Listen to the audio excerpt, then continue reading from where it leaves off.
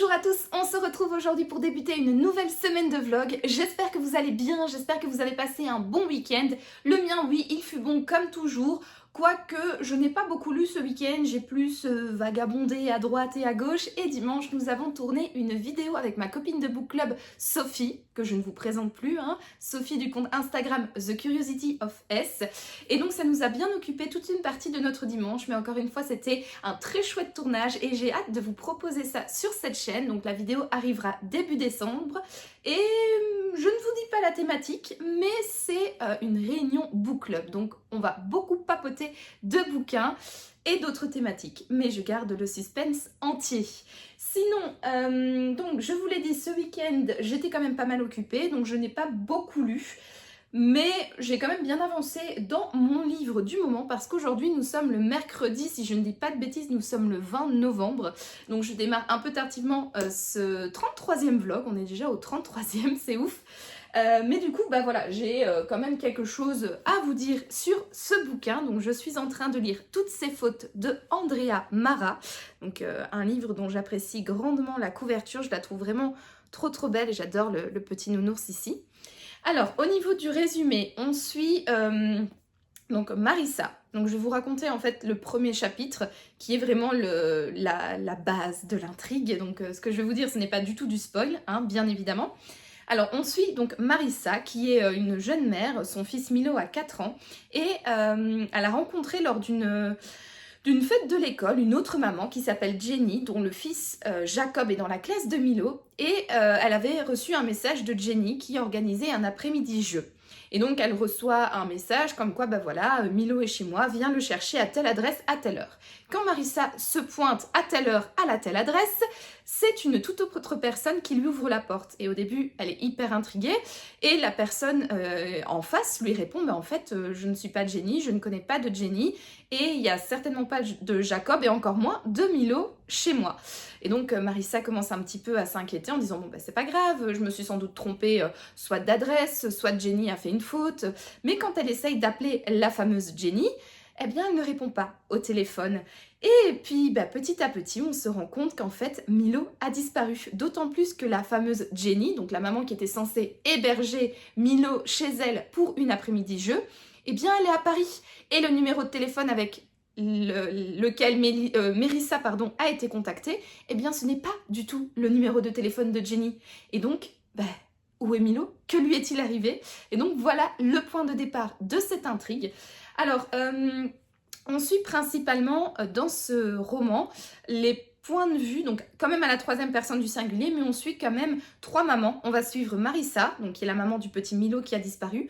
On va suivre Jenny, qui est la maman du petit Jacob, qui était censé animer cet après-midi jeu, ou en tout cas accueillir cet après-midi jeu.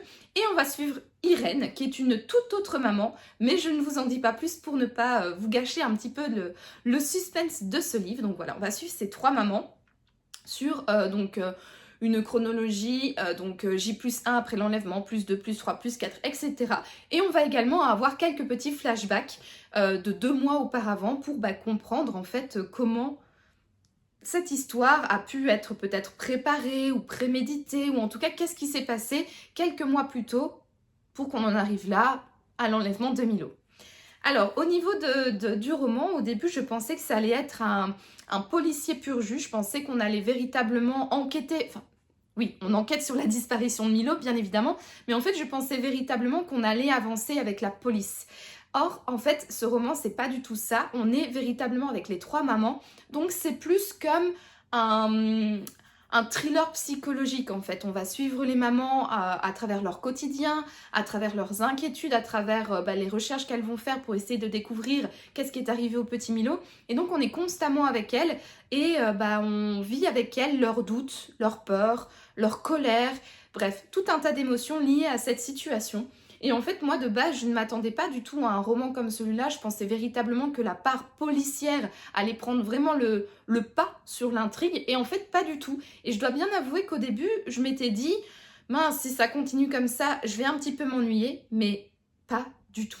Là, j'ai lu 218 pages. J'ai dépassé la moitié du bouquin parce que le bouquin en fait 396, si je ne dis pas de bêtises. 394.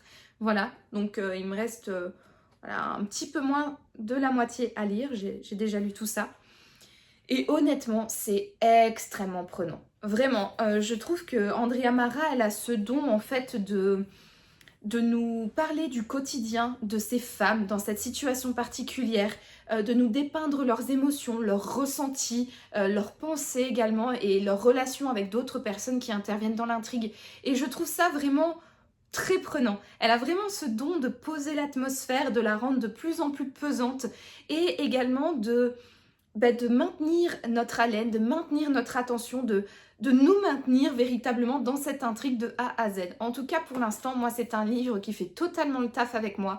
Je prends énormément de plaisir à retourner à ma lecture. Je le dévore, honnêtement. C'est quand même alors, c'est pas un grand format, mais c'est pas non plus un livre de poche. C'est un tout petit peu plus grand que le livre de poche. Les pages sont quand même... Voilà, bien remplies, hein, même si c'est agréablement mis en page. Mais honnêtement, je bouffe les pages. Clairement, c'est un livre dans lequel j'avance vite, c'est agréable, c'est prenant. Bref, pour moi, pour l'instant, il coche vraiment pas mal de cases. Je ne sais pas si ça va devenir un coup de cœur. On le verra une fois arrivé à la fin. J'espère véritablement être surprise. Là, maintenant, ce que j'attends de ce bouquin, c'est un retournement de situation de dingue. Parce que bien évidemment, je vous ai dit, j'ai lu un peu plus de la moitié du livre, donc on commence à comprendre quelques éléments. On commence à comprendre qui potentiellement a enlevé Milo, pourquoi l'a-t-il fait, et d'autres informations qui gravitent autour de cet enlèvement. Mais j'espère que l'autrice va réussir en fait à complètement nous manipuler et à la fin nous offrir un twist final surprenant. Et si le twist final, est surprenant, je pense clairement que potentiellement ça pourrait, je dis bien ça pourrait, être un coup de cœur, ou en tout cas ça va flirter avec mes meilleures lectures de l'année 2024 et je vais lui donner une excellente note parce que franchement pour l'instant c'est une très très bonne lecture. Je vois ici qu'il a été best-seller du Sunday Times, lauréat du En Post Book Award, En Post, je ne sais pas comment on le prononce. Voilà, donc il a quand même reçu certains prix. Et je peux comprendre pourquoi. En tout cas, là où j'en suis, je peux comprendre pourquoi. Et je vous avoue, je n'ai qu'une hâte, c'est de me mettre là en pyjama, me mettre dans mon lit ou dans mon fauteuil avec une bonne tasse de thé et de continuer à le lire. Parce que voilà, c'est extrêmement prenant. J'ai envie de savoir, en fait, ce qui est arrivé à ce petit Milo. Et puis aussi, j'ai envie de voir comment vont évoluer les personnages. J'aime vraiment beaucoup les personnages. En tout cas, Marissa, et Jenny, je les aime bien. Je trouve que c'est des personnages bien travaillés et attachants. Irène, c'est un personnage bien travaillé mais complètement détestable. Franchement, celle-là, j'ai envie de lui mettre des baffes à tel point elle est chiante. Mais voilà, pour moi, c'est un point positif quand on s'attache fort au personnage ou qu'on en déteste vraiment viscéralement. Je trouve que c'est un élément qui montre à quel point l'auteur ou l'autrice est douée et c'est un bon point positif pour moi. Donc voilà pour ma lecture donc en cours. Ensuite, j'ai 2-3 choses à vous présenter parce que j'ai fait quelques petits achats. Alors, toujours, donc pas forcément des livres, mais liés à l'univers livresque. Alors, par quoi je commence? Alors, oui, j'ai quand même acheté des bouquins. Je suis passée aujourd'hui à la Fnac sur ma pause de midi. J'avais vraiment besoin de me changer les idées, me relaxer. Et le meilleur moyen pour moi de me relaxer, c'est soit d'aller faire un tour chez Uniqlo, soit d'aller faire un tour à la Fnac. Et là, cette fois-ci, c'était la Fnac, j'avais envie de bouquins. Et surtout en ce moment, nous sommes le 20 novembre, on approche du mois de décembre, qui dit mois de décembre dit fête de Noël, et j'ai extrêmement envie de me plonger cette année dans l'univers des fêtes de Noël, parce que malheureusement, l'année passée, j'en ai été privée. Je n'ai pas pu décorer mon appartement pour des raisons totalement personnelles. Mais du coup, cette année, je suis en manque de décoration, d'ambiance noëlesque à la maison. Et j'ai une furieuse envie, du coup, de lire des livres de Noël. Que ce soit des polars de Noël, des romances de Noël, ou peu importe, mais des histoires qui tournent autour de la thématique de Noël. Et je vous avoue que j'ai goûté les 2 années précédentes aux romances de Noël. Et cette année, j'ai envie de remettre le couvert. J'ai véritablement envie de lire des romances de Noël. Donc, je suis allée à la FNAC dans le but de trouver des livres et surtout des romances de Noël. Alors, j'ai été assez raisonnable parce qu'ils n'avaient pas une énorme sélection, mais ils avaient quand même pas mal de choix. Et je suis ressortie, pour l'instant, seulement avec 2 bouquins, qui sont ces deux-là. Alors déjà, parlons de ces couvertures, les amis. Franchement, magnifique. Je trouve que le travail éditorial de la maison que j'ai lu, de plus en plus, c'est magnifique, quoi.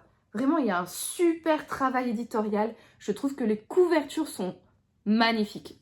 Vraiment, des petits bijoux. Alors, donc, j'ai pris 2 bouquins. Tout d'abord, un Highlander sous le sapin de Anna Scott. Le résumé me donnait extrêmement envie. Je l'ai lu vite fait à la FNAC. Pourquoi vite fait? Parce qu'à la FNAC, à Luxembourg, ils nous collent les étiquettes sur le résumé. Et franchement, s'il y a des personnes qui travaillent à la FNAC Luxembourg ou à n'importe quelle FNAC ou dans n'importe quelle librairie et que vous faites ça, arrêtez. Arrêtez. Pourquoi? Ça, franchement, je ne vois pas d'intérêt parce qu'il y a des gens qui sont respectueux comme moi, qui se disent « Ok, je prends le bouquin et ça me fait râler », mais il y a des gens qui les enlèvent. Et donc, bah, c'est contre-productif et surtout, ça va vous faire du travail en double. Donc, arrêtez, collez le... Je sais pas, là, on s'en fout. Ou alors sur les critiques, mais pas sur le résumé, s'il vous plaît. Bref, je vais essayer de le retirer vite fait pour pouvoir quand même vous lire le résumé en entier. Donc, de un Highlander sous le sapin de Anna Scott. Alors, je ne connais pas du tout cette autrice. J'avais posté sur Instagram. D'ailleurs, si vous ne me suivez pas encore, je vous invite à le faire. Mon pseudo, c'est Un Air Littéraire, le même nom que cette chaîne. J'avais posté lundi une story où je vous parlais un petit peu de mon envie du moment, mon envie notamment de lire des romances de Noël. Et j'avais demandé dans mon post si vous aviez des recommandations à me faire. J'ai reçu pas mal de réponses avec pas mal de recommandations. La seule chose, c'est que toutes les autrices et les livres qui m'ont été recommandés n'étaient pas à la FNAC. Alors, il y avait bien du Karen Pont, pardon, c'est le nom numéro 1 qui est apparu dans la liste de recommandations. D'ailleurs, j'avais lu l'année passée un livre de Karen Pont, justement. Vous faites quoi pour Noël? Je sais pas où il est.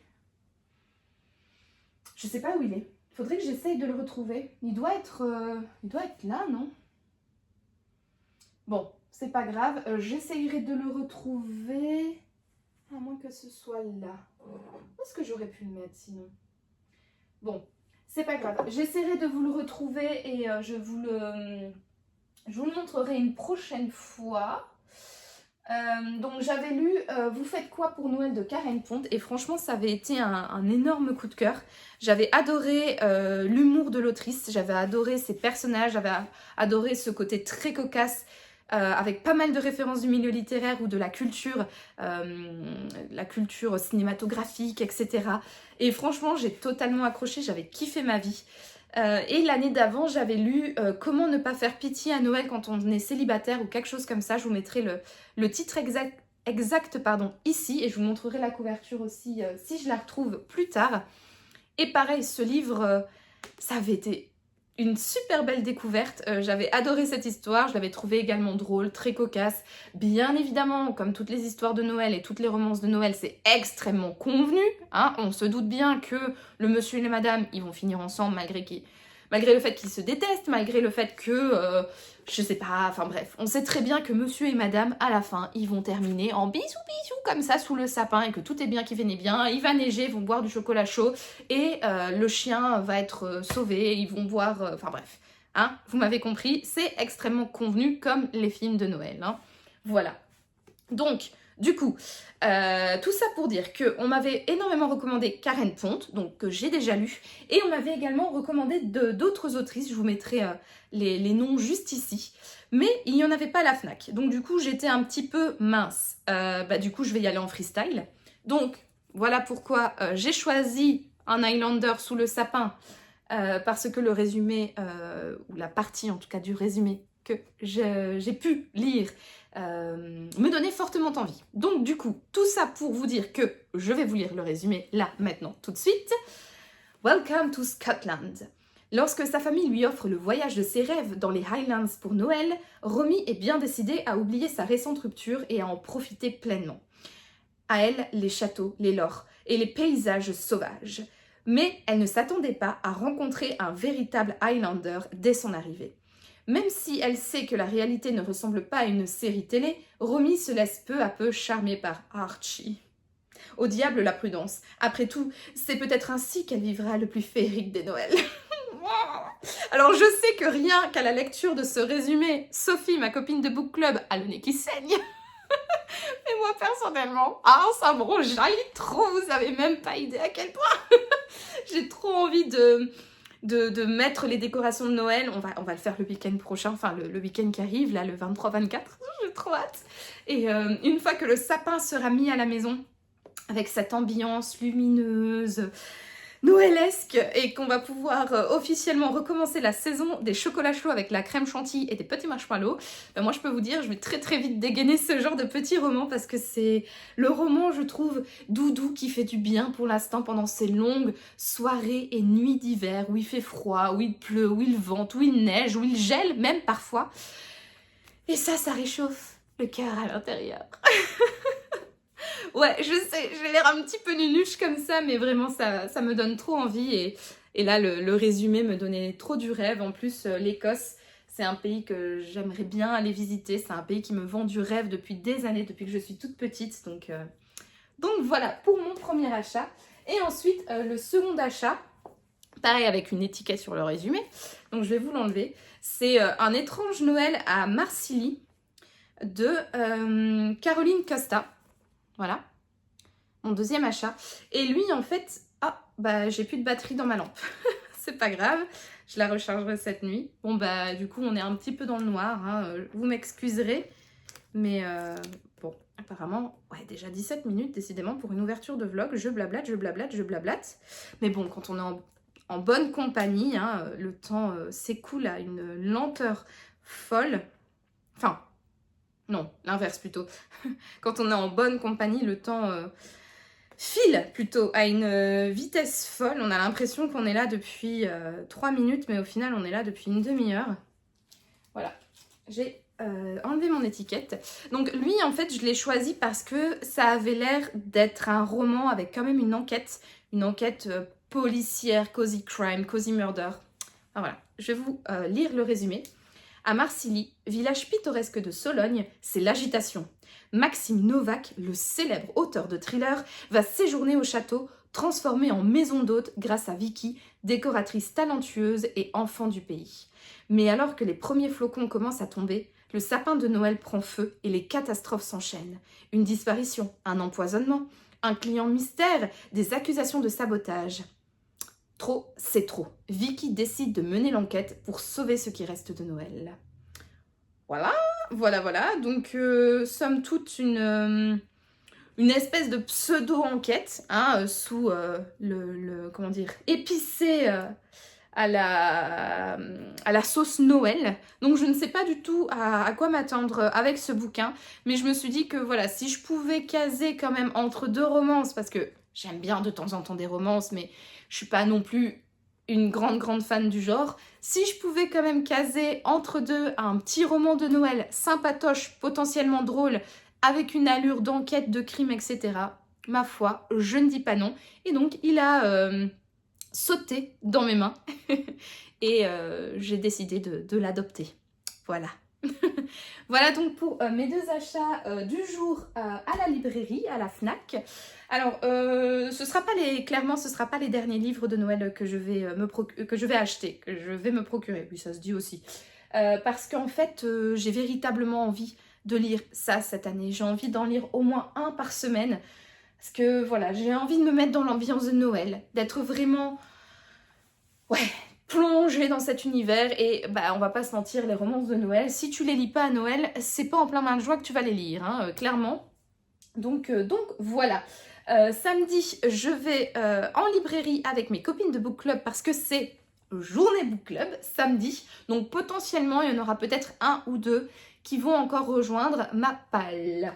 qui est déjà bien grande. Et de base, j'avais dit que je n'allais plus rien acheter depuis mon retour à Iris Noir, parce que comme vous avez pu le voir dans ma vidéo, que je vous mettrai d'ailleurs juste ici, où je vous présente donc mon book haul Iris Noir, j'ai un peu craqué mon slip, hein, clairement, voilà. Mais bon, je me suis dit que de toute manière, ces petits bouquins noëlesques allaient très vite rentrer dans ma palle et très vite en sortir, donc en somme, c'est de l'argent bien rentabilisé, n'est-ce pas? Bref, du coup, j'ai une dernière petite chose à vous montrer, et cette fois-ci, c'est un petit goodies. Alors, clairement, au début, je m'étais dit, non, c'est bon, je vais pas leur en parler et tout. Mais en fait, je suis tellement fière de mon achat que je me suis dit que j'allais partager ça avec vous. Donc, nous sommes dans la période hivernale. Alors non, commençons l'histoire depuis le début. Déjà, il n'y a pas longtemps, je suis partie en vacances. J'ai pris un long vol parce que je suis partie au Japon. D'ailleurs, si vous n'avez pas vu ma vidéo Retour de Japon, je vous invite à aller la voir et je vous la mettrai juste ici, comme d'habitude, dans le petit i. En fait, quand on fait des longs vols, ce que j'avais complètement omis, c'est qu'à un moment donné, en fait, l'équipe de bord coupe toutes les lumières. Et donc, si vous voulez lire parce que vous n'avez pas envie de dormir ou de regarder la télé, enfin bref, ben, vous pouvez pas forcément lire, à moins que vous n'allumiez l'espèce de petite lampe qu'il y a au plafonnier. Mais cette lampe, on va pas se mentir, elle n'éclaire, enfin, elle éblouit clairement la personne qui est en dessous, mais également toutes les personnes de son entourage, devant, derrière, à gauche, à droite, en haut, en bas, enfin bref. Ça éblouit tout le monde. Et c'est relativement désagréable quand on a un voisin devant ou à côté qui a envie de dormir. Donc je m'étais dit, il faudrait que je trouve une petite lampe pour pouvoir lire confortablement mon bouquin dans l'avion quand j'ai pas envie de dormir. Alors au début j'avais testé avec mon iPhone et tout, mais c'était vraiment galère. J'ai cherché au fameux Don Quijote au Japon une petite lampe, je n'ai pas trouvé. Bref, du coup je m'étais dit bon, je prends pas non plus l'avion tous les mois, donc la prochaine fois que je partirai en voyage, je penserai peut-être à essayer de m'en trouver une. Ensuite, ce que j'avais complètement zappé, c'était que fin octobre, il y a le changement d'heure, et donc le matin et le soir, quand on prend le bus, il fait noir dehors. Et, dépendamment du chauffeur, celui-ci allume les lumières ou pas. Et donc, il m'arrive comme ça, parfois, de rentrer du travail alors qu'il n'est que 17h. Il fait totalement noir dehors, et le chauffeur de bus n'allume pas les lumières dans le bus. Et ben moi, les trajets de bus, c'est là principalement où je lis, hein, clairement. Parfois, j'ai pas le temps le soir parce qu'on a une soirée, ou enfin bref, où la vie fait que je n'ai pas le temps parfois de me poser le soir et lire. Et donc, quand je prends le bus, j'ai au moins une demi-heure de lecture, rien que pour moi. Et honnêtement, ça me fait vraiment du bien. Et quand je rentre à la maison, qu'il fait noir dehors et que le chauffeur n'allume pas les petites loupiottes du plafond, franchement, moi, ça m'énerve énormément parce que ben, j'ai pas envie d'écouter forcément la musique, j'ai très souvent envie de lire. Et si j'ai pas envie de lire, bah, je veux choisir moi-même, si en fait j'ai pas envie de lire ou quoi. Enfin bref, vous m'avez comprise. Donc du coup, je me suis dit, tu sais quoi Noémie, en fait la petite loupiote qui t'aidera à lire, ce serait peut-être bien que tu l'achètes déjà maintenant. Ainsi, quand tu es dans le cas le matin ou le soir où le bus n'est pas éclairé et que tu n'arrives pas à lire, eh ben, tu pourras dégainer cette petite lampe pour pouvoir lire et tu n'embêteras pas trop les gens qui sont autour. Eh bien, du coup, ce très très long prologue, tout ça pour vous dire que j'ai acheté une petite lampe de lecture. Voilà, tout ça pour ça. Oui, mais regardez à quel point elle est belle, elle est vert pomme. Et moi, le vert pomme, c'est ma couleur préférée avec le rose. Et on pouvait choisir entre différentes couleurs, dont le rose et le vert pomme. Et après une longue hésitation, j'ai choisi quand même vert pomme parce que c'est, ouais, trop beau. Et c'est quand même ma couleur préférée. Donc voilà, donc j'ai acheté cette petite lampe qui se présente comme ceci. Oui, alors au niveau de où je l'ai acheté, je l'ai commandé sur Amazon, hein, clairement. J'avais été chez Action parce qu'en ce moment, il y a potentiellement une lampe de lecture qu'on peut acheter chez Action, mais moi quand j'y suis allée ici au Luxembourg, il y avait déjà plus de lampe de lecture. Alors je sais pas s'ils en avaient plus ou s'ils n'en ont pas reçu, si j'arrive à bien parler. Ça fait quand même 24 minutes, hein, j'ai la bouche sèche, oui. Donc je ne sais pas s'ils n'en ont pas reçu ou s'ils n'en avaient déjà plus, mais le fait est que je n'ai pas trouvé de lampe de lecture chez Action. Et en plus, celle de Action avait l'air d'être un petit peu plus encombrante parce que c'était vraiment le petit clips avec quand même la petite lampe, comment dire, un espèce de, comme un petit cou quoi, avec la lampe au bout. Donc ça voilà, pour transporter dans le bus, dans les transports ou quoi, c'est peut-être un petit peu plus contraignant. C'est peut-être une lampe de lecture qui est faite pour lire quand on est dans notre canapé ou dans notre lit, mais peut-être pas pour emporter avec soi partout. Donc du coup, revenons à nos moutons. J'ai acheté du coup cette petite lampe, voilà, sur Amazon, donc qui se présente comme ça. Donc vous avez ici un espèce de clip pour mettre, je suppose, sur votre livre ici à la fin. Donc moi je pense que ça je vais pas le faire parce que, ah quoique non. Ah non ça va, ça a pas l'air de trop abîmer. Donc voilà, vous voyez vous avez une petite pince ici pour accrocher le livre, la lampe au livre, pardon. Et puis ensuite, ben, il suffit juste de... Regardez que ça tombe pas quand même. Hein. Imaginez, demain je le teste et puis ça se casse la figure. Voilà. Et donc vous avez ici la petite lampe qui s'allume. Et donc logiquement, vous pouvez lire en toute tranquillité, sans embêter vos voisins, votre petit bouquin dans la noirceur de l'avion, du bus ou de n'importe quel autre transport. C'est pas beau? Si, très beau. Très très beau. Voilà, donc honnêtement... Je suis trop contente de cet achat. Je vais vraiment avoir l'air d'une folle dans le bus, mais clairement, j'en ai rien à faire. Hein. J'ai envie de lire et à chacun ses petits plaisirs, hein, n'est-ce pas? Donc voilà, ma petite lampe qui s'accroche comme ça. Vous pouvez bien évidemment... Attendez, je vais l'éteindre pour vous montrer. Hop, je remets juste mon marque-page. Hop, vous pouvez bien évidemment, petit téléachat, tourner la petite tête de lumière, hein, voilà. Vous pouvez la tourner, donc si jamais vous voulez éclairer votre page gauche ou votre page droite, ou peu importe, voilà, vous pouvez tourner. Alors, au niveau de la lampe, il y a bien évidemment d'autres intensités. Donc là, je l'ai mis l'intensité, enfin pas intensité, couleur, pardon.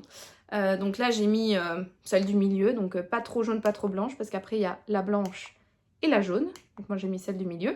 Et après, vous avez effectivement les intensités, donc... Voilà. Voilà, donc un petit achat dont je suis extrêmement fière et je peux vous dire que j'ai hâte d'être demain, que j'espère que mon bus va être plongé dans le noir pour que je puisse dégainer cette petite loupiote et faire ma petite maline en lisant mon bouquin dans le noir. Voilà, donc un achat que j'avais envie de vous présenter, je pense que ça se voit parce que ça fait 10 minutes que je blablate dessus, mais voilà, donc un petit achat dont je suis extrêmement fière. Voilà. Donc, eh ben, c'était un one-woman show, hein, ce train-là, 27 minutes. J'espère que ça vous plaît toujours autant, ces petits blablas et ces petites présentations de différents achats, soit de livres ou soit de petits goodies livresques. Mais en tout cas, moi je vous dis à plus tard dans la semaine. Je vous reprendrai sans doute ce week-end pour vous faire un petit update de ma journée book club avec mes copines et également pour vous faire un update lecture ou un avis final sur ma lecture en cours qui est Toutes ces fautes de Andrea Mara. Allez, à plus tard!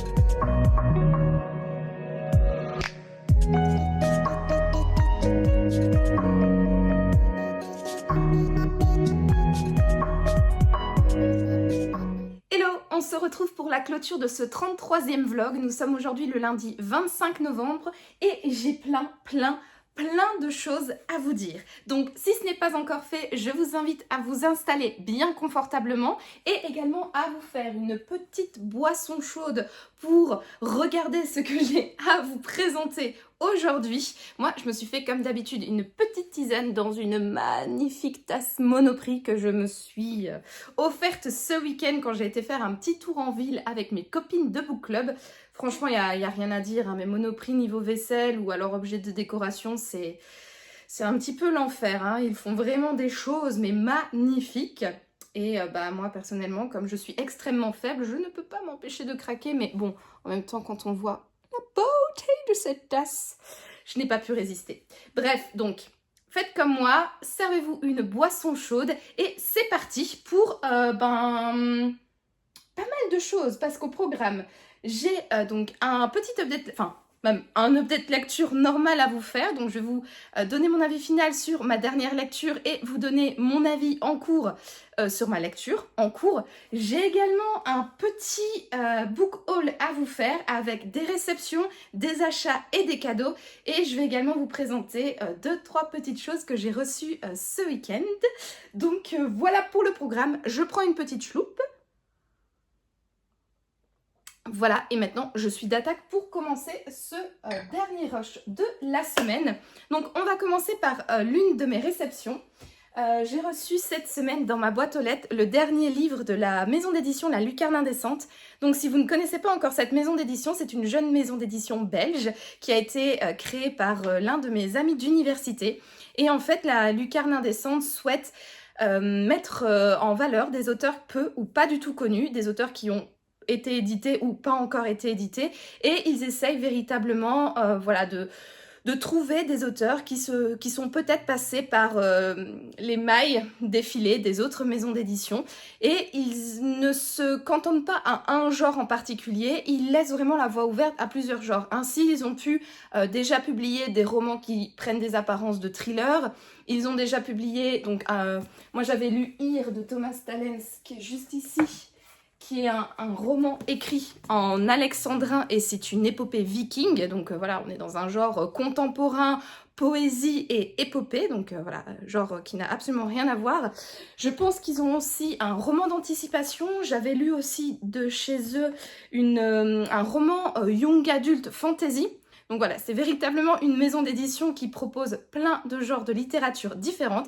Et leur dernier petit bébé est donc le Chevalier de l'éclipse de Gilles Louviot. Alors, ce livre-là, je l'ai reçu dans le cadre d'une campagne Ulule. Parce qu'en fait, la maison d'édition La Lucarne Indécente avait envie de participer à la foire du livre de Bruxelles. Mais en fait, pour participer à cette foire, il faut louer un emplacement. Et ça coûte extrêmement cher de louer un emplacement. Et donc, ils ont ouvert une campagne Ulule et on pouvait participer, donner des dons et recevoir en contrepartie des livres. Et donc, moi, j'avais choisi avec mon don de recevoir ce livre-là en contrepartie. J'en suis ravie parce que j'ai suivi toute son histoire sur les réseaux sociaux et ça fait quand même pas mal de mois que la maison d'édition nous tease avec des extraits de ce livre, avec le résumé, avec un concours autour de la couverture de ce livre. Donc voilà, j'avais véritablement hâte de l'avoir entre les mains. C'est chose faite et j'en suis ravie. Et je vais vous lire tout de suite le résumé pour vous aussi vous mettre l'eau à la bouche. Alors, donc Chevalier de l'éclipse, devenu récemment Chevalier de l'éclipse, Iedaran. Alors déjà de base, avec les prénoms qui existent, j'ai du mal. Mais alors là, si on part dans des prénoms d'univers fantastique, je suis perdue. Donc, plus sérieusement, devenu récemment chevalier de l'éclipse, Iedaran sillonne le monde pour combattre les magiciens du soleil. Il voit son ordre s'éloigner des valeurs d'antan. Solwen abandonne sa vie confortable après avoir usé d'une magie noire. Depuis, elle s'enivre pour échapper aux voix qui hantent son esprit. Le destin de ces deux êtres que tout oppose va inexorablement se lier dans un monde en bascule qui éprouvera tous leurs principes. Dans ce premier opus du cycle du Chevalier oublié, Gilles Louviot dépeint des personnages complexes, nuancés et évolutifs qui n'hésitent pas à remettre en question l'ordre établi. Il sort ainsi des clichés de la fantaisie tout en offrant à son lecteur un univers totalement novateur. Jusqu'où sommes-nous prêts à aller pour survivre à nos idéaux ? Voilà, et donc Gilles Louviot est belge, originaire de la province du Luxembourg. Ah bah il est juste à côté, tiens. Il vit maintenant à Andenne. Il a suivi des études de langue et de littérature germanique à Louvain-la-Neuve, mon université, et s'inspire principalement de la tradition anglo-saxonne. Voilà, donc ce livre est disponible donc, en vente sur le site La Lucarne Indécente au prix de 24,90 €. Voilà, donc le résumé et les petits teasings que la maison d'édition avait postés sur leur compte Instagram, que je vous invite bien évidemment à aller voir et à aller suivre, m'avait bien donné envie de découvrir ce livre. Donc je suis ravie de l'avoir enfin reçu chez moi. Je me le suis fait, enfin ils me l'ont envoyé par la poste. J'aime bien les livres de la maison d'édition, j'aime bien le format qui est un peu plus grand que un livre de poche. Je vais prendre un livre de poche ici. Non, bien évidemment, là j'y arrive pas. Voilà, hop, une vieille édition des Fables de La Fontaine pour comparaison. Voilà, il est vraiment un peu plus grand qu'un livre de poche. Et j'aime bien la couverture. Je les trouve vraiment au niveau du toucher, c'est hyper agréable. J'aime bien quand un livre est, est aussi agréable au toucher. C'est vraiment important, nous qui l'avons tout le temps entre les mains. Et le format est assez sympa aussi. Donc à l'intérieur, c'est écrit comme ça. Donc normal, hein, je dirais, au niveau écriture. C'est pas trop serré, c'est pas trop petit, c'est agréable. Les marges sont assez bien. J'aime bien ce qu'ils ont fait ici. Donc mettre le titre du livre, l'auteur et le chapitre. J'aime bien à chaque fois quand on met ces informations en haut des pages. Je trouve ça assez chouette. Donc voilà, le livre est dédicacé, c'est cool. Ah, ça c'est chouette aussi, il y a une petite carte au début.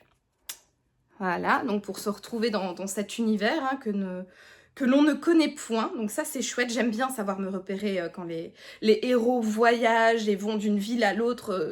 Voilà, j'aime bien savoir me repérer un peu dans l'espace, c'est assez chouette. Bref, donc un livre vraiment agréable au niveau de son format.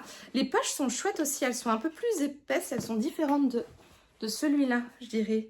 Ici, c'était des pages un peu plus blanches. Quand même épaisses, mais là, ça a l'air d'être plus du papier recyclé. Mais épais quand même, j'aime bien. Ouais, vraiment beau travail, David, si tu passes par là. Félicitations pour ce nouveau bébé.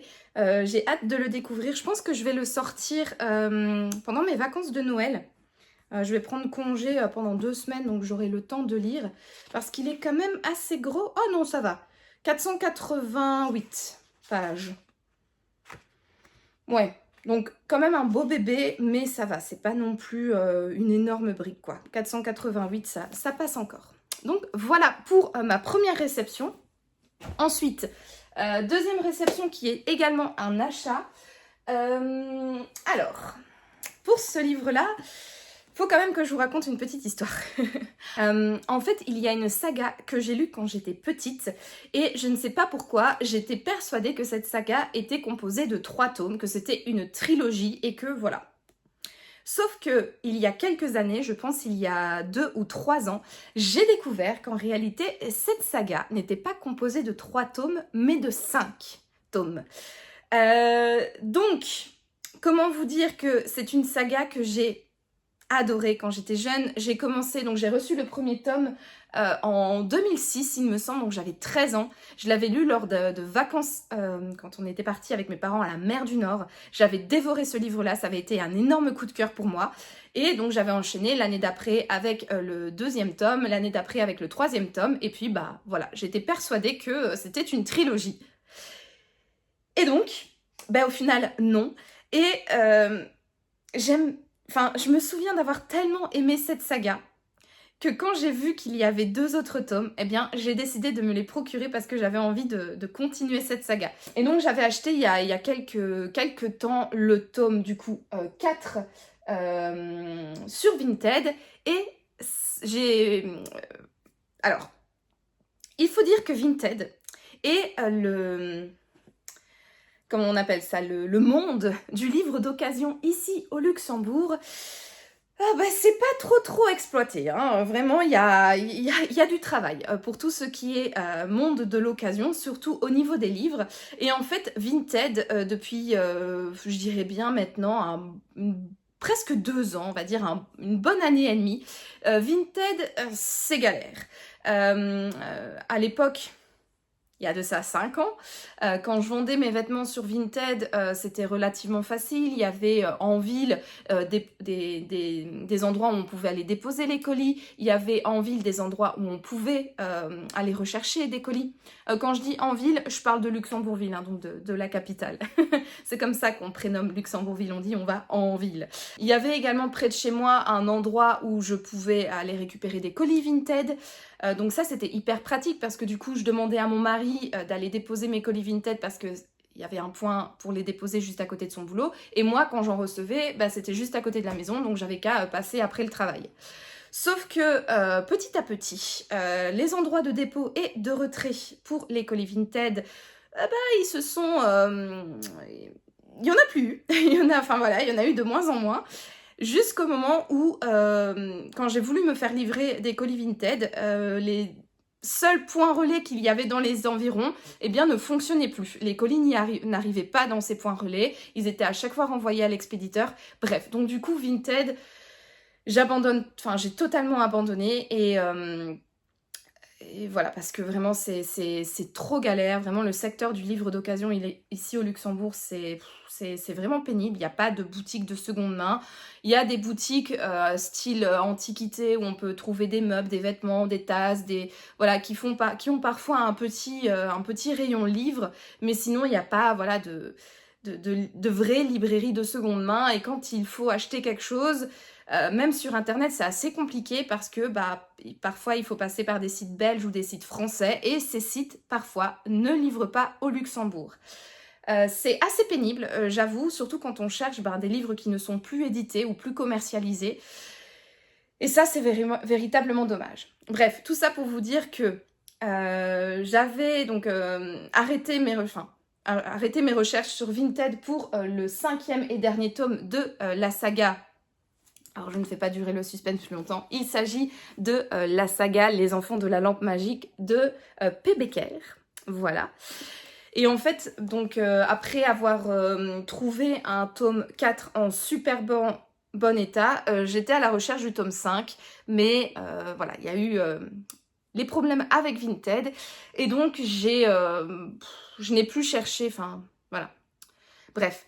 Et récemment, je me suis rendu compte qu'en fait, la Fnac, sur leur site internet, faisait également office de plateforme pour des vendeurs de livres d'occasion, comme par exemple la Bourse aux livres ou Momox, ou vraiment plein d'autres vendeurs d'occasion et qu'on pouvait passer par la Fnac pour les acheter.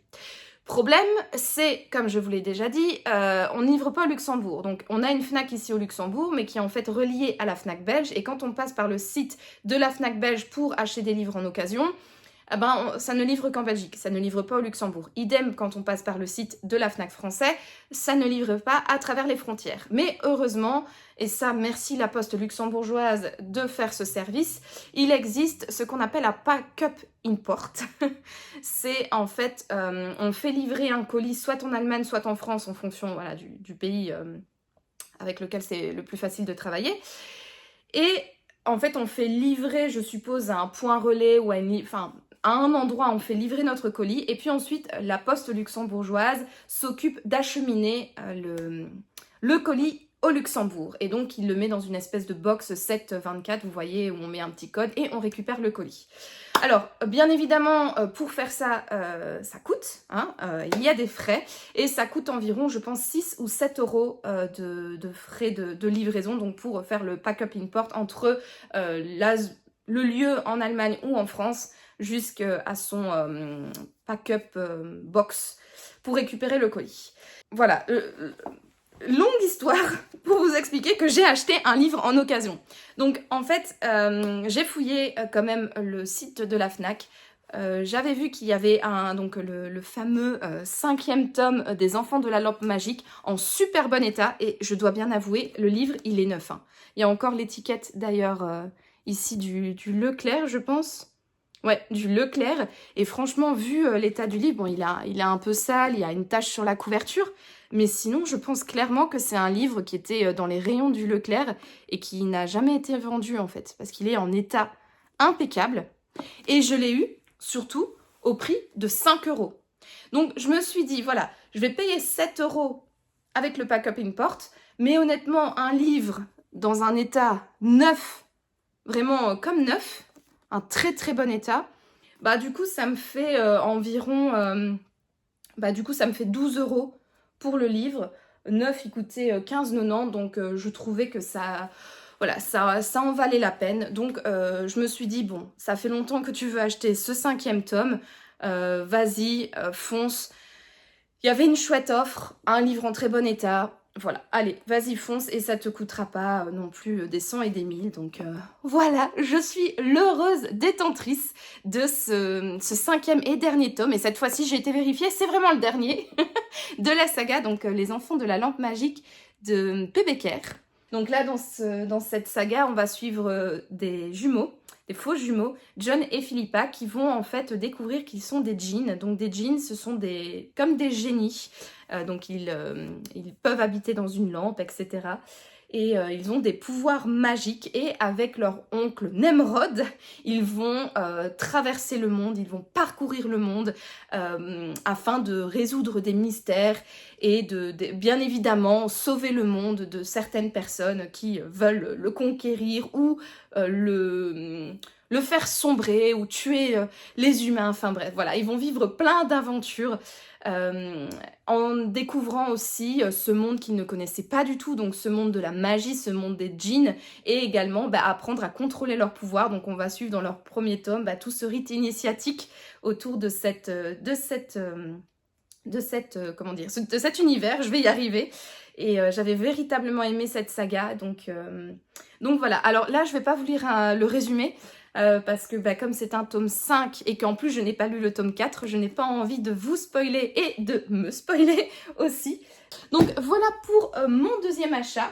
Ensuite, encore des achats que j'ai fait ce week-end. Donc samedi, c'était journée book club avec mes copines, donc Stéphanie et Sophie. Coucou d'ailleurs les filles si vous passez par là dans ce 33e vlog.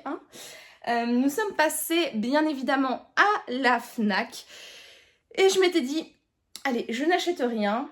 Parce que voilà, j'étais déjà passée à la Fnac dans la semaine, j'avais déjà 2 livres qui étaient arrivés à la maison par la poste, donc voilà. Mais, je suis tombée sur 2 petits mangas avec une offre découverte à 3 euros. Et donc du coup, j'ai craqué pour les 2 premiers tomes de la saga Détective Conan. Donc en fait, Détective Conan, je connais l'histoire vite fait, je connais de nom, mais je n'ai jamais lu les mangas et je pense qu'il y a une série et je n'ai pas vraiment vu la série. Enfin, je connais l'univers, mais juste, voilà, de loin, quoi. Et en fait, en allant au Japon, j'ai croisé le chemin de beaucoup de goodies, de beaucoup de livres et de beaucoup de produits dérivés de Détective Conan. Et en fait, ça m'a donné énormément envie de découvrir cet univers. Alors, je sais que c'est un manga pour enfants, je sais que ça va être très enfantin, mais j'ai envie de le découvrir et donc là avec une offre à 3 euros le tome, je me suis dit que allez, je prends les 2 premiers et puis on verra bien si ça me plaît. Je sais pas combien de tomes il y a en tout, mais voilà. J'avais trop envie de découvrir cet univers et donc j'ai profité. Ça aurait été dommage quand même de passer à côté pour 3 euros pièce. Vous ne trouvez pas? Donc voilà pour mes 2 petits achats de samedi. Et sinon, j'ai également reçu des cadeaux samedi parce qu'en fait, mes copines de book club m'ont offert des cadeaux pour mon anniversaire. Alors, mon anniversaire, c'est le 2 octobre, donc elles sont extrêmement en retard, mais pour de bonnes raisons, parce qu'en fait, le colis qu'elles avaient commandé n'était pas arrivé pour la dernière fois avant que l'on ne se voit pour la dernière fois. Donc, c'était au salon Iris Noir à Bruxelles en fin octobre. Et donc dans ce colis, il y avait plusieurs petites choses, dont ce super sweatshirt Pumpkin Spice Season. Et si vous me suivez sur Instagram, vous connaissez mon amour pour le Pumpkin Spice Latte. Et donc elles m'ont offert ce sweatshirt qui reflète bien mon amour pour cette boisson beaucoup trop sucrée mais tellement délicieuse. Et dans le colis, il y avait également des petits stickers Sotono et alors en belge on dit un beurre de cacao et un stick à lèvres, voilà, en français. Un stick à lèvres également au goût pumpkin spice. Alors je l'ai testé hier soir et je peux vous dire que quand on met ça sur les lèvres, Bah le beurre de cacao il fait pas long feu, hein.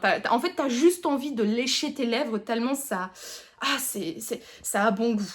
Voilà, c'est vraiment le pumpkin spice latte quoi, qu'on s'applique sur les lèvres et c'est très agréable et c'est très tentant de lécher le beurre de cacao comme ça. Mais bon, je ne le fais pas, hein. Je ne suis pas une psychopathe à ce point-là quand même. Ensuite, continuons.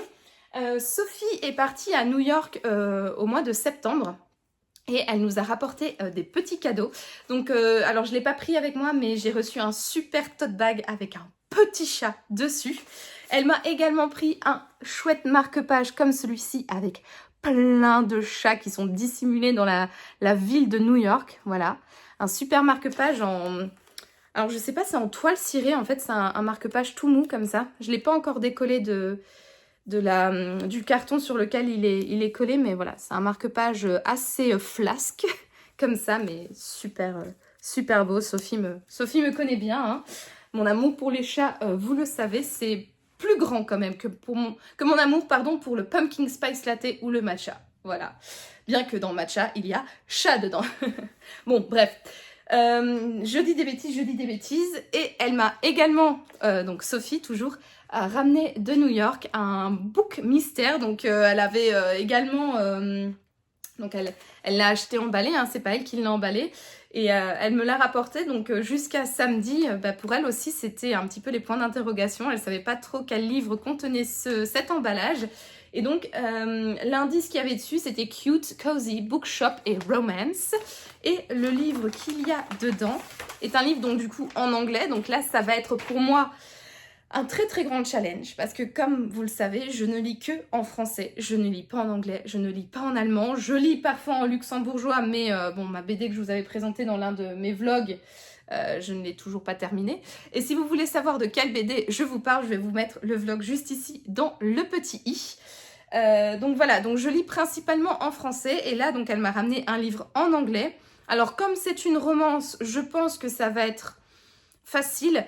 Mais clairement, même si le livre est assez fin, il fait quoi? Il fait 322 pages. Je pense que je ne vais pas le lire au même rythme que les livres en français, hein, clairement, parce que mon anglais n'est pas mauvais, mais je ne suis pas non plus bilingue. Bref, trêve de suspense. De quel livre il s'agit? Il s'agit de... Alors, Better Than Fiction de Alexa Martin. Et donc, je vais pas vous lire le résumé en anglais parce que je sens que ça va se moquer de mon accent dans les commentaires. Mais en gros, c'est une femme qui n'aime pas les livres. Et elle hérite d'un bookshop de la part de sa grand-mère. Et il y a un monsieur, Jasper William, qui est un hopeless romantic, un auteur hopeless romantic, va se donner pour mission de faire aimer les livres à donc Drew, qui est donc la book hater. Voilà pour mon petit résumé avec mes petits mots anglais disséminés par-ci par-là. Non mais par contre, j'aime vraiment beaucoup les couvertures. Les éditions Penguin, j'adore ce format. Vraiment, c'est agréable aussi. Je pense que c'est plus grand qu'un livre de poche, non? On va reprendre le même que tantôt. Hop. Ouais, bien plus grand qu'un livre de poche. Mais c'est... Ouais, le format est agréable, la couverture souple comme ça. Et à l'intérieur, c'est bien aéré, avec des bonnes marges. Ouais, c'est vraiment un format hyper agréable, quoi. Les pages sont... Ouais, au toucher, c'est chouette. Franchement, c'est quand même dommage, en fait, que je ne suis pas assez bonne en anglais pour pouvoir lire des livres. Parce que non seulement le format est agréable, mais en plus, les couvertures des livres anglais, elles sont toujours magnifiques, quoi. Donc voilà pour mon petit cadeau donc de la part de Sophie, que je remercie encore une fois énormément pour toutes ces petites attentions, et que je remercie également Stéphanie pour ces chouettes cadeaux qu'elles m'ont fait pour mon anniversaire. Je suis trop contente. J'adore recevoir des cadeaux, je pense comme tout le monde, hein. On va pas se mentir, c'est quand même relativement chouette. Donc encore un grand merci à vous les filles. Je vous fais plein de gros bisous. Alors... on en vient maintenant à mon petit update lecture. Donc la dernière fois que je vous avais pris, j'étais en pleine lecture de Toutes ces fautes de Andrea Mara, et je l'ai terminé samedi. Alors, mon avis final sur ce livre. En fait, j'ai bien aimé. J'ai trouvé que l'histoire était intéressante. On suit donc Marissa, dont le fils a été enlevé. On suit Jenny, qui a été un petit peu... dont on s'est servi pour... comme excuse... Enfin, pas comme excuse, mais en gros, on s'est fait passer pour Jenny pour pouvoir enlever Milo, qui est ce petit garçon de 4 ans. Et en fait, on va véritablement suivre ces deux mamans pendant tout le livre. Et donc, on va suivre avec elles l'enlèvement J+1, J+2, J+3, ce qu'elles ressentent par rapport donc Jenny qui se sent coupable, Marissa qui, son fils a été enlevé, donc elle est au fond du trou, la pauvre. Et on va suivre également leur entourage, donc Marie, les autres mamans de l'école, etc. Donc ça, j'ai trouvé ça très intéressant en fait qu'on suit les mamans plutôt que la police qui fait qui enquête, etc. J'ai trouvé que c'était beaucoup plus immersif en fait parce qu'on est véritablement avec elles, on suit leurs pensées, on suit leurs actions, on sent leur détresse, on sent leur interrogation. En plus, à un moment, au milieu du livre, il se passe quelque chose et donc du coup, elles doutent de tout et de tout le monde. Nous aussi, du coup, en tant que lecteurs, on doute de tout et de tout le monde parce qu'on n'a pas toutes les informations qui nous sont livrées. Donc ça, j'ai bien aimé ce côté très suspense, très, je trouve, thriller psychologique où, en fait, vraiment, à la fin, on a l'impression, on ne sait pas qui est le coupable tellement qu'il y a des pistes ouvertes sur plein de gens, en fait. Et puis, au fur et à mesure, l'autrice referme les pistes sur ce personnage, sur ce personnage, sur ce personnage, et puis on découvre qui est à l'origine de... Voilà, on découvre ce qui se passe dans le livre. Je vais pas trop en dire parce qu'il y a quand même pas mal de retournements de situation, pas mal de rebondissements. Et je dois bien avouer que tout ça, c'était bien trouvé. Il y a Alors, il y a... À la fin du livre, il y a plusieurs twists. Il y en a un... En fait, je l'ai pas deviné, mais je l'ai vu venir au plus on arrivait à cette révélation. En revanche, le gros plot twist final... Ça, je l'avais vu venir. Je m'en suis doutée dès le... Alors, je vais pas dire dès le début, mais en avançant, on va dire, à une centaine de pages, donc à, on va dire, un quart du livre, grosso modo, j'avais eu cette idée en tête. C'était une parmi tant d'autres. C'est pas une idée fixe que j'avais gardée tout au long du livre, mais c'est une idée qui revenait de temps en temps et je me suis dit, je parie que ça va être ça, je parie que ça va être ça. Et j'avais eu une bonne intuition, en tout cas l'une de mes intuitions était bonne parce qu'effectivement c'était ce twist-là. Malgré le fait que je l'avais imaginé et que c'était l'une de mes hypothèses, ça m'a quand même totalement surpris. Quand j'y suis arrivée, j'étais « Oh, mais non, mais je le savais !» Et en fait, je trouve que c'est bien amené. Tous les retournements de situation, tous les twists, vraiment, c'est extrêmement bien amené. J'ai beaucoup aimé ce livre. En revanche, ce n'est pas un coup de cœur. Pour moi, c'est une très bonne lecture. Je lui ai mis la note de 16, mais je trouve qu'il a quand même des défauts. Et notamment, pour moi, l'un des gros défauts, je l'ai trouvé un peu trop long, tout simplement. En fait, l'ambiance est là. Le mystère est là. C'est agréable, c'est bien écrit, on est bien dans ce livre. Mais je trouve qu'il aurait pu faire, honnêtement, entre 75 et 100 pages de moins. Parce que à la fin... On suit, mais en fait, ça ralentit. À un moment donné, il y a un élément qui se passe, on va dire, plus ou moins au milieu du livre. Et à partir de cet élément-là, ça ralentit, quoi. Vraiment, la tension, et même le déroulé des choses, ça ralentit un petit peu. Et ce n'est pas inintéressant, mais... Oh, ouais, ça... Vous voyez, il m'a...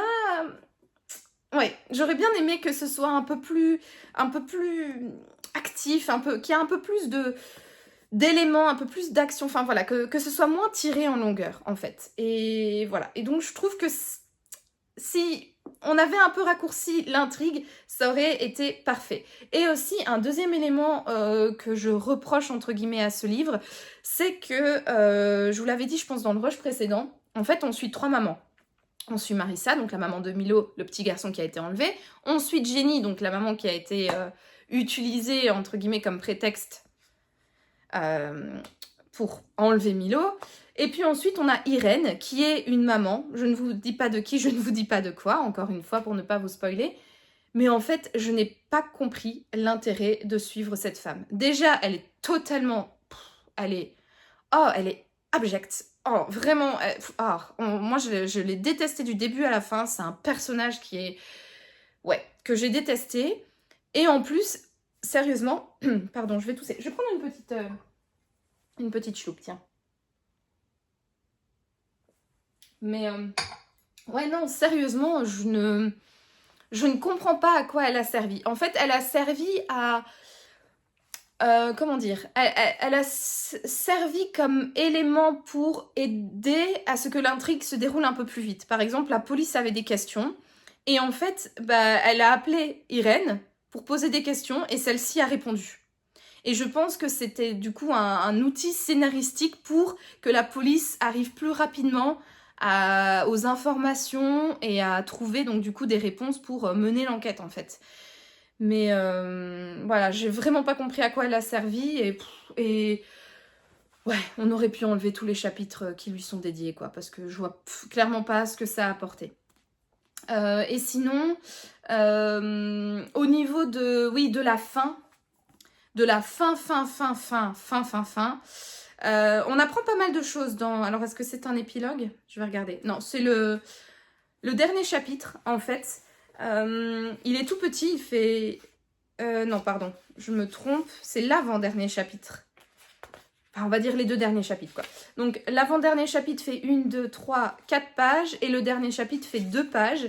Et en fait, dans tout là-dedans, on clôture un peu l'histoire. Donc, en fait, je vous l'ai dit, il y avait plusieurs pistes qui étaient ouvertes par l'autrice pour nous mener un petit peu en bateau. Elle en a fermé... Elle les a presque... En fait, oui, non, elle les a toutes fermées. Mais en fait, en les fermant, on n'a pas eu vraiment d'explication de après. Donc voilà, on a juste eu l'information, en gros, c'est pas lui le coupable, c'est pas lui le coupable, c'est pas lui le coupable, c'est pas lui le coupable. Pour X raisons, ça on les apprend quand même. Mais en fait, il n'y a pas de... Il n'y avait pas d'incident, en fait. Enfin, il n'y avait pas de répercussions de ça sur le reste de l'intrigue. Et en fait, la suite de pourquoi un tel a eu son comportement et donc pourquoi potentiellement on a cru que c'était lui le coupable, en fait, elle ferme tout dans le chapitre et en fait, à chaque personnage, il y a un petit paragraphe de dédié en disant voilà, lui, il a fait ça, il fait ça et machin.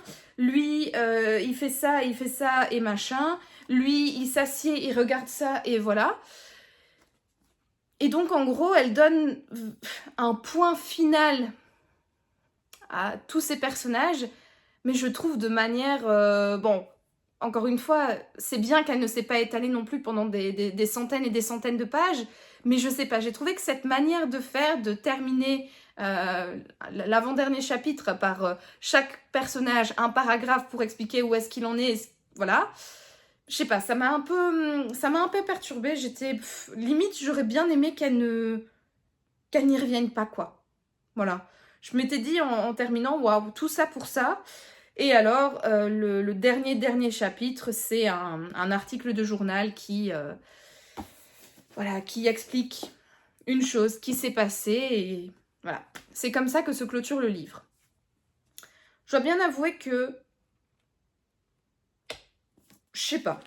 La fin, je suis un peu mitigée. Je trouve pas ça nul. Je trouve pas ça bien. Juste, voilà, ouais. Je sais pas trop quoi en penser. J'aurais plutôt préféré que le roman n'ait pas ces 2 derniers chapitres. Je pense que j'aurais préféré que ça se termine de manière abrupte plutôt que d'essayer de conclure.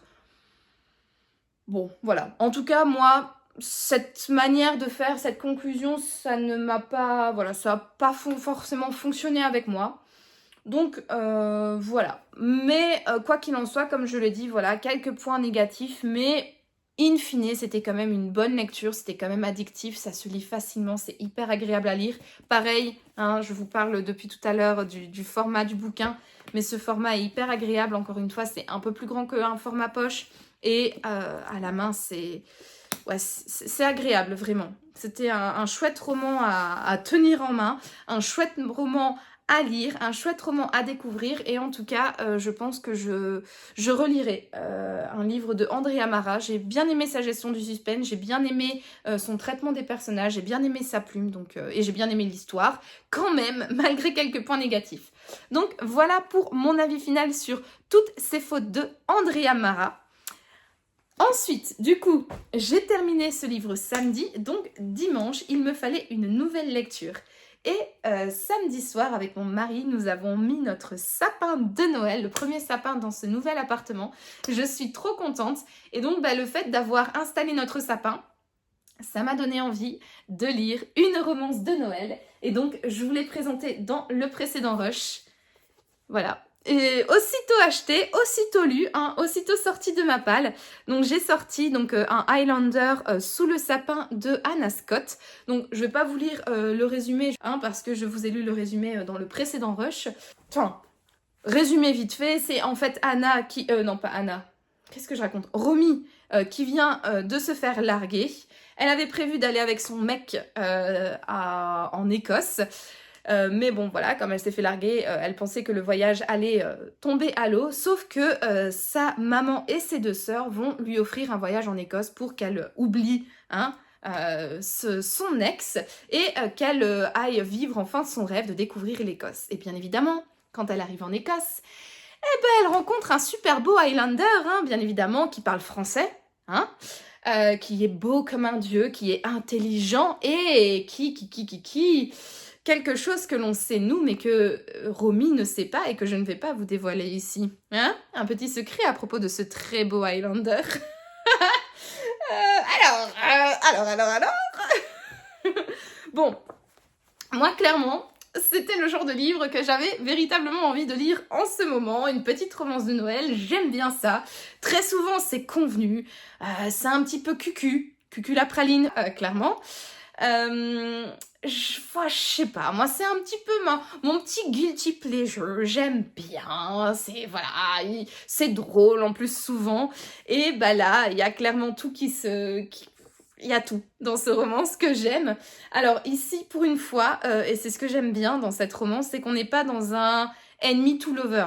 Vous voyez un petit peu cette femme qui n'aime pas son voisin parce qu'il arrête pas de faire du bruit, mais une fois c'en est trop, elle va toquer à sa porte et là il arrive avec un essuie négligemment noué autour de la taille et en fait elle avait jamais remarqué qu'il était aussi beau, mais quand même il l'énerve donc il faut qu'il arrête de faire autant de bruit. Et puis au fur et à mesure, voilà, ils vont se faire passer pour un faux couple et puis elle va se rendre compte qu'en fait il est hyper intelligent, hyper gentil et que elle est amoureuse de lui, voilà. Et très souvent, enfin en tout cas dans les romances de Noël que j'ai lues jusqu'à présent, c'est un petit peu ce genre enemy to lover ou en tout cas voilà, des personnes qui veulent pas être ensemble mais qui sont contraints de passer un moment ensemble et puis au final qui tombent amoureuses. Voilà, donc là on n'est pas trop dans ça. Dès le deuxième chapitre, Romy rencontre donc Archie qui est le bel Highlander et clairement dès le deuxième chapitre on sait qu'ils ont envie de se pécho. C'est clair et net. Lui, il la trouve séduisante. Elle le trouve séduisant. D'ailleurs, Archie lui fait du rentre-dedans, mais alors dès la première minute de rencontre, clairement, il lui dit qu'il va aller l'embrasser. Enfin que, voilà, d'ici la fin de la soirée, il va l'embrasser. Ce qui n'est pas le cas. Voilà. Petit spoil, mais bon, qui n'est pas nécessairement un spoil, parce qu'il faut bien quand même que l'histoire, que la romance, elle dure un petit peu. Après, comme du coup, ils ont envie de se pécho dès le deuxième chapitre, là où j'en suis, c'est toujours pas fait, mais alors je ne vous dis pas. On suit soit le point de vue d'Archie, soit le point de vue de Romy, et donc à chaque fois, je pense qu'à chaque page, ils se disent « Oh mon Dieu, il me regarde dans les yeux, je sens des frissons dans mon corps, j'ai tellement envie de l'embrasser, il est tellement beau !» Et pareil pour Archie, c'est « Oh, il la regarde monter sur l'échelle, elle a un corps sublime, il sentit... » un petit truc dans son pantalon, et oh, mon Dieu, qu'est-ce qu'il a envie d'elle, qu'est-ce qu'elle est belle, qu'est-ce qu'il a envie d'embrasser. Et ça, techniquement, à chaque page. À chaque page. Alors c'est vrai que c'est un peu relou. C'est vraiment relou. T'as juste envie de leur dire, bon les gars, concluez là. Franchement, allez-y, embrassez-vous, faites ce que vous voulez. Je ne veux pas savoir, mais faites-le. Honnêtement, faites-le parce que ça a un côté un peu saoulant, je vais pas mentir. Mais honnêtement, je passe un bon moment malgré tout, hein, clairement. J'arrête pas de me marrer parce qu'en plus, il y a quand même pas mal d'humour. Et puis, il répète tellement à chaque page que l'autre est magnifique et a envie de l'embrasser, mais que, voilà, ils le font pas parce que, ah mon Dieu, serait-il amoureux de moi aussi? Mais non, ça ne peut pas parce que pourquoi serait-il amoureux de moi, un aussi beau Highlander? Voilà, donc je rigole beaucoup de la niaiserie de ce livre, mais malgré tout, mais je trouve que ça fait le charme, en fait, de ce roman. Alors, je sais très bien que Sophie, ma copine de book club, elle va saigner du nez, hein, clairement. Rien qu'en m'écoutant parler du livre, elle va être là, oh là là, l'angoisse. Mais moi, j'aime bien. Voilà, j'aime bien. Bon, j'ai quand même envie qu'il se pécho rapidement, hein, parce que je suis à la page 186 sur 249. Donc, voilà, j'ai pas envie d'attendre encore tout ça. Et de les voir à chaque fois dire « Ah, qu'est-ce qu'il est beau, qu'est-ce qu'elle est belle, j'ai envie de l'embrasser, j'ai des frissons dans mon corps, j'ai... » Voilà, non. Allez-y, qu'il se passe quelque chose. Donc voilà, je pense que vous avez compris un petit peu mon avis pour l'instant sur ce livre. Donc un très chouette livre, je passe un chouette moment, je rigole beaucoup, je trouve ça mignon comme tout. Je trouve ça chouette. Bref, c'est une romance de Noël, c'est la période et je suis ravie d'être dans cette lecture. Et d'ailleurs, je vais y retourner. Hein. Nous sommes lundi, alors techniquement lundi, c'est journée, petit bain, routine skincare et lecture. Mais là, je pense que ça fait combien de temps que je parle? 40 minutes. Wouh! Il va être long ce vlog, bon courage. Je pense donc du coup il doit être 23h presque. Parce que j'avais formation ce soir, sur le temps que je rentre, que je mange, parce que mon mari n'est pas là, donc j'avais pas le repas préparé quand je suis arrivée, malheureusement. Bon, c'est pas grave. Donc je pense que je vais zapper le bain, je vais me mettre en pyjama et je vais me mettre tout de suite dans mon lit et je vais continuer un Highlander sous le sapin. Et voilà, c'est sur ce long blabla livresque book haul, présentation de cadeaux et update lecture que je clôture ce 33e vlog. Je vous remercie d'avoir regardé cette vidéo. Si elle vous a plu, n'hésitez pas à me laisser un petit pouce bleu ainsi qu'un commentaire pour me signaler que vous êtes passé par là et à vous abonner à ma chaîne si ce n'est pas encore fait pour me soutenir. En attendant, moi comme toujours, je vous souhaite de passer une agréable soirée, une agréable journée ou une agréable nuit, hein, peu importe. Et je vous dis à bientôt pour de nouvelles aventures livresques. Ciao!